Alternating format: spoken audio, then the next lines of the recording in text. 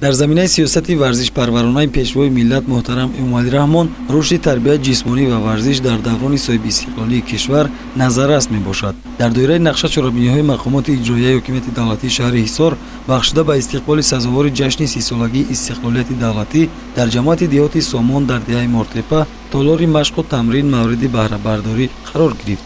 ҳадаф аз ифтитоҳи ин толори варзиширо созандагон ҷалби ҳарчи бештари ҷавонон ба варзиш ва тарзи ҳаёти солим арзёбӣ карданд.